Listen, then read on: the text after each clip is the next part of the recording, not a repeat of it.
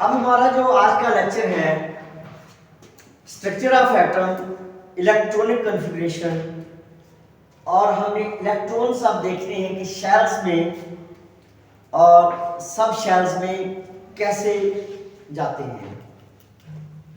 अब सबसे पहले जो हमारा पीरियोडिक टेबल है उसमें जो हमारा पहला एलिमेंट है वो है हाइड्रोजन H, और दूसरा हमारा जो है He हीलियम है, तीसरा हमारा Li लिथियम है। अब यहाँ पे आप ये इनके ऊपर और करेंगे, हमारे जो एलिमेंट्स होते हैं उनके ये सिंबल हैं। और याद रखें ये जो सिंबल होते हैं ना ये हमारे बिग अल्फाबेट्स, बड़े अल्फाबेट्स से जाहिर किए जाते हैं। अगर किसी एलिमेंट का नाम जो है वो डिनोट किया जाए सिंगल अल्फाबेट से तो वो हमेशा बड़ा आएगा, और अगर किसी एलिमेंट का नाम जो है उसमें हमने उसकी डिनोशन ऐसे करनी है कि दो अल्फाबेट्स आ रहे हैं तो याद रखें उसमें पहला अल्फाबेट बड़ा होगा और दूसरा स्मॉल होगा, छोटा होगा। तो अगर मैं यहाँ पे एक फार्मूला लिखूं NaCl, अब N बड़ा है और A छोटा है, इसका मतलब ये है कि ये जो सिंबल है ये किसी एक एलिमेंट का है, और ये जो C बड़ा है और N छोटा है, इसका मतलब ये है कि ये भी सिंबल किसी एक एलिमेंट का है। इसका मतलब ये है कि इसके अंदर हमारे दो एलिमेंट्स हैं, एक Na है और दूसरा Cl है।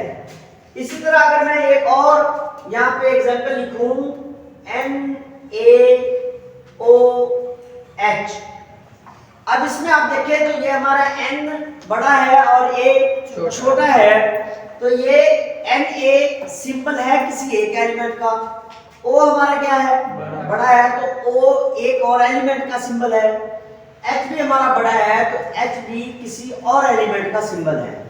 इसका मतलब ये हुआ कि यहाँ पे हमारे थ्री सिंबल्स आर यूज्ड।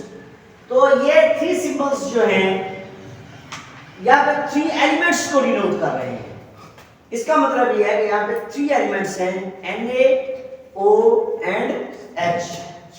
तो ये three elements sodium, oxygen and hydrogen को जाहिर कर रहा है।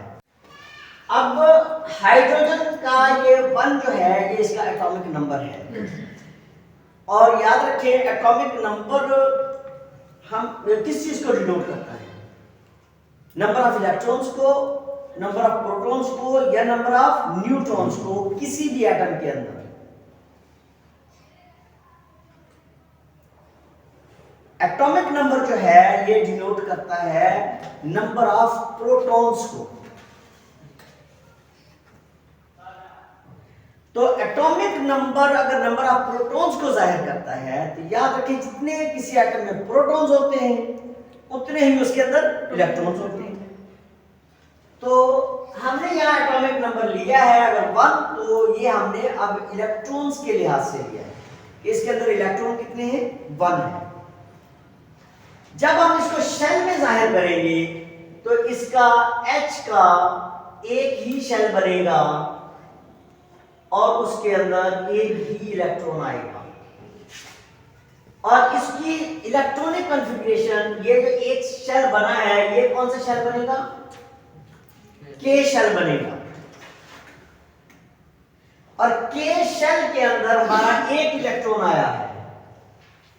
तो अब 1 इलेक्ट्रॉन आया है S के अंदर 1, यहाँ पे ये जो है ये फर्स्ट शेल को शो कर रहा है, ये फर्स्ट शेल है हमारा, और फर्स्ट शेल कौन सा है K। यहाँ पे अगर K लिखे तो इसका मतलब ये है कि K शेल में उसके सब शेल S के अंदर इलेक्ट्रॉन एक गया है, लेकिन यहाँ पे हम K नहीं लिखते, यहाँ पे हमने शेल का नंबर लिखना होता है, शेल नंबर 1, यानी 1 शेल का सब शेल S और उसके अंदर एक इलेक्ट्रॉन गया है। अब हीलियम के हमारे 2 इलेक्ट्रॉन्स हैं, तो हीलियम के हमारे ये दोनों इलेक्ट्रॉन्स जो हैं ये पहले शेल के अंदर चले जाएंगे,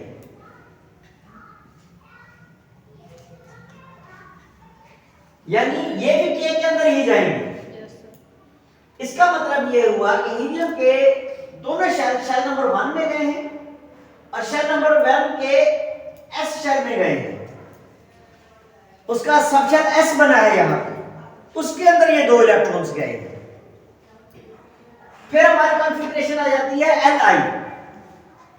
अब Li के इलेक्ट्रॉन्स कितने हैं? 3 इलेक्ट्रॉन्स हैं।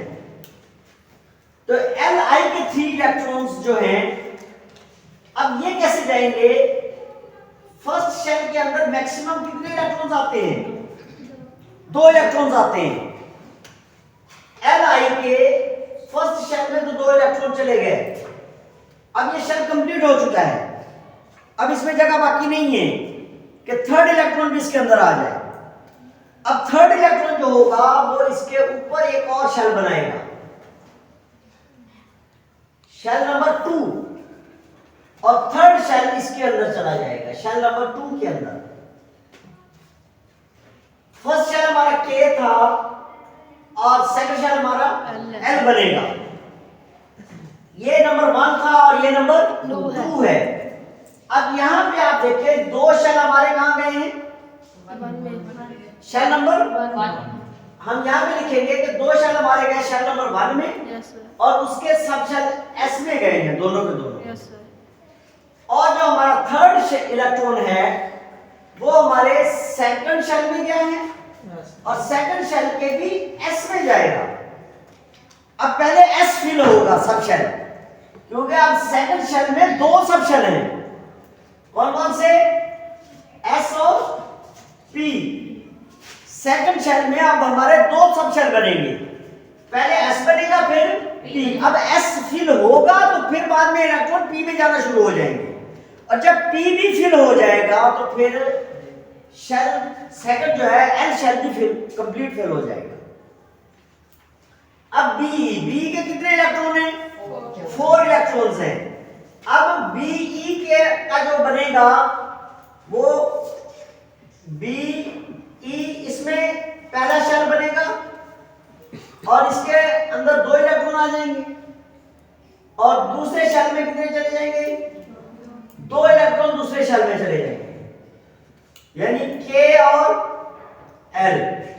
अब इसका मतलब ये है कि इसके ये जो 4 इलेक्ट्रॉन्स हैं, 1s2 में 1 के S में 2 इलेक्ट्रॉन चले गए और 2 के भी S में 2 इलेक्ट्रॉन चले गए। समझ आ रही है इसकी? Yes sir. अच्छा, उसके बाद आ गया B बोरोन, इसके 5 इलेक्ट्रॉन्स हैं। अब B के 5 इलेक्ट्रॉन्स कैसे आएंगे? B के ऊपर एक शेल में, फर्स्ट शेल में 2 इलेक्ट्रॉन चलेंगे और सेकंड शेल में कितने इलेक्ट्रॉन जाएंगे? 3 इलेक्ट्रॉन्स जाएंगे। 5 इलेक्ट्रॉन्स हैं टोटल।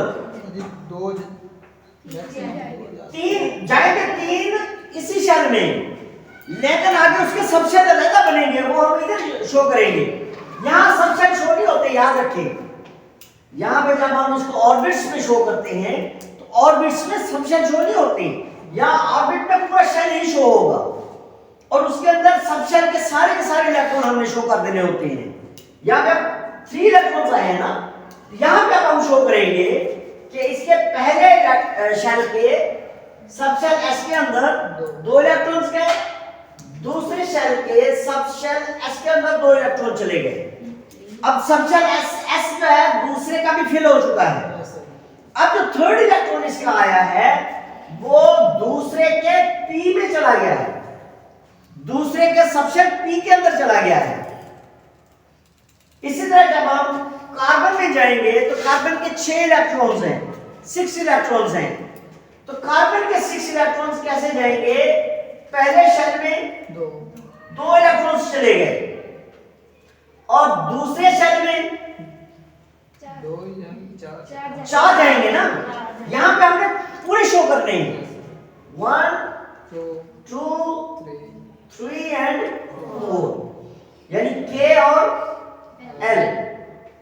के का मतलब फर्स्ट, यानी इसके फर्स्ट के एस में 2 चलेंगे। Yes sir. अब सेकंड के एस में 2 चलेंगे यस सर। और सेकंड के पी में भी 2 चलेंगे। अच्छा यहां पे आप देखें ये भी फेल हो चुका है, ये भी फेल हो चुका है और ये अभी इनकम्प्लीट है।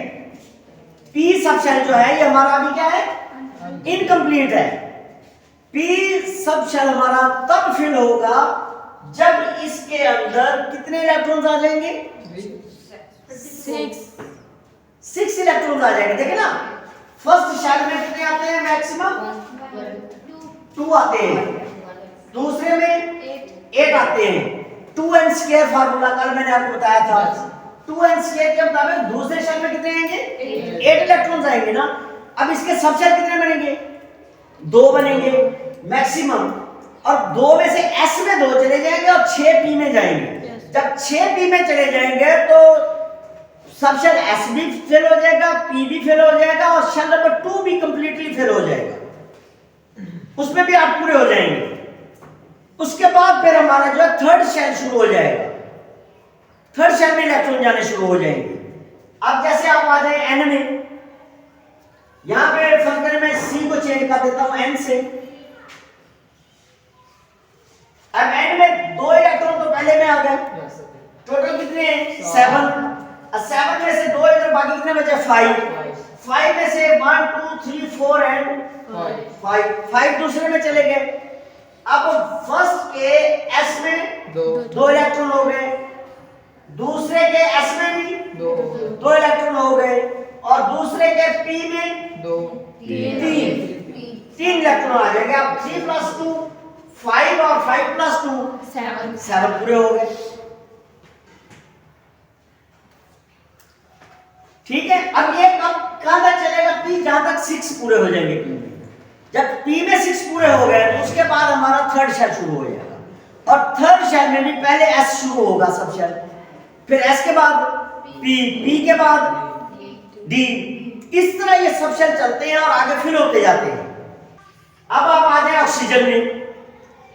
ऑक्सीजन के कितने इलेक्ट्रॉन्स हैं, 8 इलेक्ट्रॉन्स हैं। तो अब 8 इलेक्ट्रॉन्स में यहां पे मैं फर्स्ट रो n की जगह पे O कर देता हूं, O ऑक्सीजन आ गई। 2 इलेक्ट्रॉन यहां आ गए और यहां कितने आने चाहिए, 8 में से 6 इलेक्ट्रॉन्स आने चाहिए ना, यहां मैंने 1 इलेक्ट्रॉन और डाल दिया। अब कितने बन गए 1 2 3 4 5 6। अब ये पहले शेल के दोनों इलेक्ट्रॉन हमारे किसमें गए हैं, s में, और दूसरे शेल के दोनों 2 इलेक्ट्रॉन s में चले गए और 4 इलेक्ट्रॉन p में चले गए। 4 + 2 6 6 + 2 8 इलेक्ट्रॉन हमारे पूरे हो। अब हमने आगे f में कितने हैं 9। अब यहां हम o की बजाय हम f कर देते हैं, तो 2 इलेक्ट्रॉन्स तो हमारे फर्स्ट शेल में आ गए और सेकंड शेल में फिर कितने आएंगे 7 आएंगे। 1 2 3 4 5 6 एंड 7, ये 7 बन गए। अब फर्स्ट के s में 2 के s में 2 और 2 के p में 5 + 2 7 और 7 + 2 9। अब हम नेक्स्ट में जाना है Ne हमने यहां पे Ne लिख दिया। अब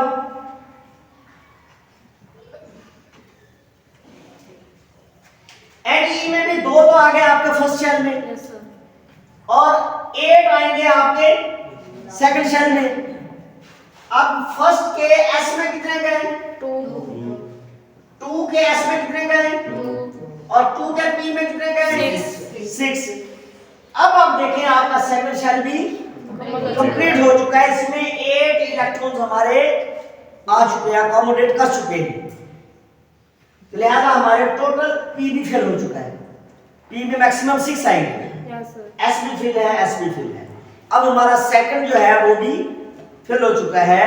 अब हमारा थर्ड शुरू हो जाएगा ऑर्बिट। अब आप देखें सोडियम के Na 11 इलेक्ट्रॉन्स हैं, कितने 11। अब यहां पे आप Ne की बजाय Na कर देते हैं अब फर्स्ट शेल में तो 2 आ गए और दूसरे में 8 आ जाएंगे। अब हमारा यहाँ पे तीसरा शेल और बन जाएगा, इसमें हमारा 1 इलेक्ट्रॉन आ जाएगा। तो यहां पे हम लिखेंगे 1s 2s 2p 6 और 3s 1, यानी शेल नंबर 3 के सब शेल s में अब 1 इलेक्ट्रॉन चला गया। अभी s में 1 इलेक्ट्रॉन की कमी है थर्ड शेल के सब शेल s में। आगे जब हम सोडियम के बाद जो हमारा एटॉमिक नंबर 12 वाला है, जब हम उसकी इलेक्ट्रॉनिक कॉन्फ़िगरेशन करेंगे तो उसी कॉन्फ़िगरेशन में s2 आ जाएगा। तो ये इस तरह हमारी इलेक्ट्रॉनिक कॉन्फ़िगरेशन होती है। तो आज का हमारा टॉपिक यही था।